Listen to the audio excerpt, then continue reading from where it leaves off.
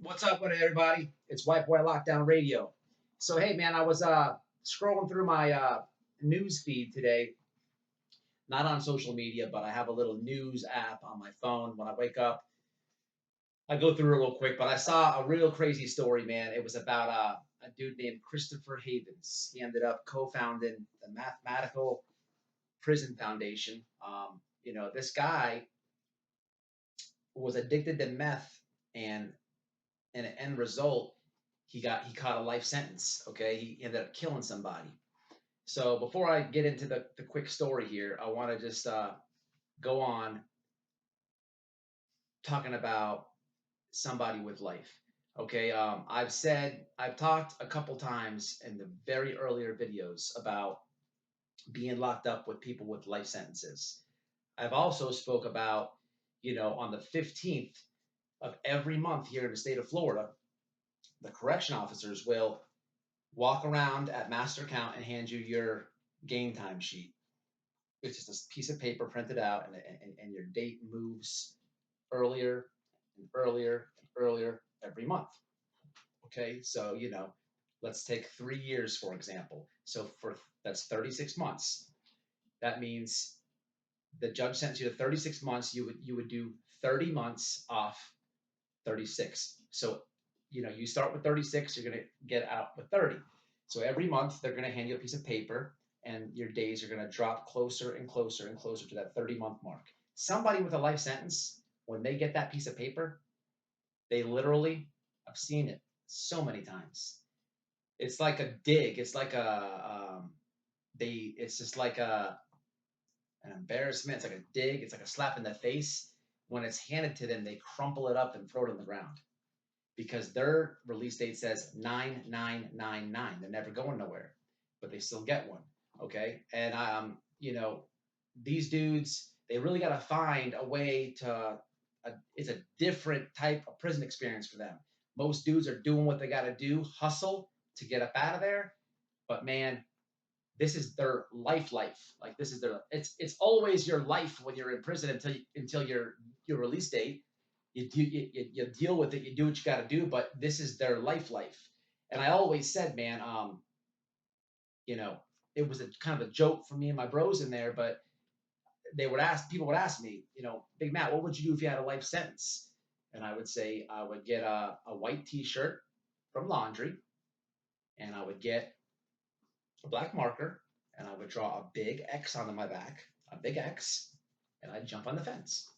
So they have a good when I jump on the fence, the COs have their fire, and I have a nice little, you know, bullseye for them. Bam! I wouldn't even see it coming, because that's what I would do if I had life. Not kidding you, okay? But hey, look, Christopher Havens, I tip my hat to him. This dude had a life sentence. He got a body after being addicted to meth. Okay,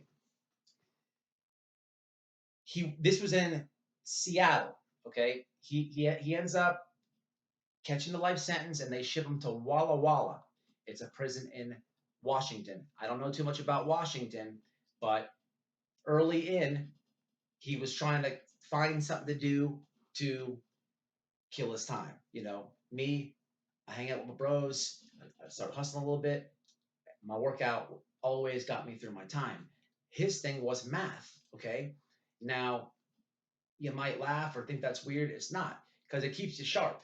And I found this story interesting because we did the same thing. And what I mean by that is when he went to Walla Walla, he was getting into math or whatever, and he ended up getting in a fight with another inmate. Okay. So they put him in confinement. So in confinement, he was doing math problems. I've said this not too long ago in my videos. I would do math. You know what I mean? I would always do math and stuff like that in confinement. I'd do my bunkies schoolwork, all types of stuff. I would do the Bible correspondence classes. So he's doing the same thing. He just found math was his way out, and he's in confinement. The dude, he's got all his stuff going back. He's not on the meth. He's not on the shit. The dude started mastering math, mastered it to the point where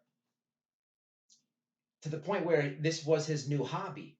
Okay, now he even went. I'm gonna put in the description, I'm going to drop a link to this whole article, and you can do your own research. He even went to the extent to buy in other books from his own money into the institution, but a lot of them were getting knocked off. The prison was confiscating them and this and that. They have all types of rules about that here in Florida. I know it has to be bought from a bookstore. It has to be a hard copy. It has to be directly shipped. It's a big process, man. So this dude was spending his own money on math books, and he was mastering all that. It even got to a point where he wrote to a professor in a I think it was Toronto College. It was a professor in Toronto or Seattle. You got to check the story. And he was asking him for, all types of math equations and shit. So I guess he ended up figuring out, or he was real talented at fractions, something called a linear fraction. He was a beast at it. So he starts corresponding with this dude, and they develop a friendship. So he's sending him math problems back and forth. But now, just think about that right now. Now, this is just my opinion on it. Do the research, but is that he's talking to a professor who's working in a college. Okay, so not saying that the professor doesn't know anybody who's broke the law or anything, but the average person doesn't know somebody doing a life sentence for murder. So the professor was probably, trying to pick his brain a little bit, see what this guy knows, this inmate or whatever. And he's mailing him stuff, going back and forth. And damn, what do you know? This dude is super gifted with it. So meat and potatoes is this dude ends up solving an ancient math equation. I believe it was an ancient Egyptian math equation, linear fraction equation. Okay, it might have been, you got to check the story out, man. I'm trying to tell you, it's a cool story. That's crazy, man. This dude was out there ripping and running on meth, catches a body, goes to prison. He's bumping in confinement. He's trying to make himself sane. And man, this dude ends up knowing more than the professor and most everybody. So he then co-founded a group, the Prison Mathematics Project, which is just a group of inmates, making positive choices in there, making positive things, man. And I tip my hat to this dude, man. I found this real interesting. Like I said, man, in confinement, you got to keep yourself sane. You have to do it. You have a roommate in there. You can only talk about so much shit. When you leave that room and confinement, you're gonna know everything about that person. I'm trying to tell you, because you have nothing to do but talk all day and all night. The next day, all day and all night, nothing to do. You only leave that person when you go to the shower every 3 days. That's it. You're gonna eat together. You're literally gonna shit together, and you're gonna get to know them. But I found this story really crazy, man. I forgot one thing. In 2020, he made the newspaper on his wisdom of linear fractions. Matter of fact, it says this: a newfound addiction to his math Haven's path away from his old life towards rehabilitation. He even co-founded the Prison Mathematics Project to help spread the transformative power of mathematics to his fellow inmates. Recently, his original discoveries about the properties of certain continued fractions was even published in the Research in Number Theory, air quote. So look, man, I thought this was a pretty cool subject to bring, man. I don't know nothing about Seattle, but hey, the dude's positive. He's bringing other inmates to it. I salute that. Dude's white. Salute that.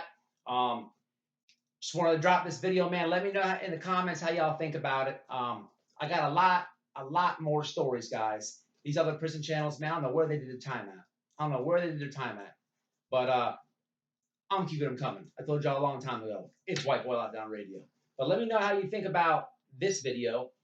Also in the comments, I want to ask two things.